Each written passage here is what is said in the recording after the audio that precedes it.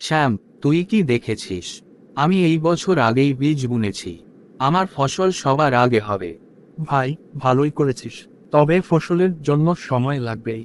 ধৈর্য ধর, দেখিস ফল ভালো হবে। ধৈর্য ধরি কেন? আমি জলটাও বেশি দিয়ে দিচ্ছি যাতে ফসল তাড়াতাড়ি বাড়ে। কি রে, আমার ফসল ঠিকমতো বাড়ছে না। সব গাছ শুকিয়ে যাচ্ছে। তুই একদম তাড়াহুড়ো করেছিস, রাম। জমি আর বীজেরও যত্ন নিতে হয়।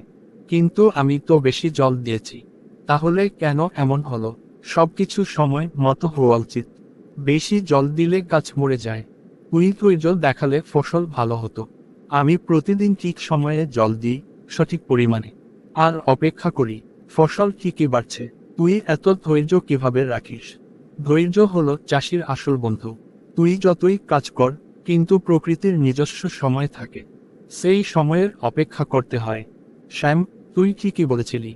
আমি সব নষ্ট করে ফেলেছি তাড়াহুড়ো করে। দুঃখ করিস না, রাম। তুই এবার থেকে শিখে গেলি। ধৈর্য ধরলে সব ঠিক হবে। হ্যাঁ, তুই আমাকে একটা বড় শিক্ষা দিলি। আমি এবার থেকে ধৈর্য নিয়ে কাজ করব। এবার থেকে আমি ঠিক সময়ে জল দেব আর ধৈর্য ধরব। হ্যাঁ, রাম। চাষির জন্য ধৈর্য আর পরিশ্রমই আসল। পরিশ্রম করলে ফল ঠিকই আসে।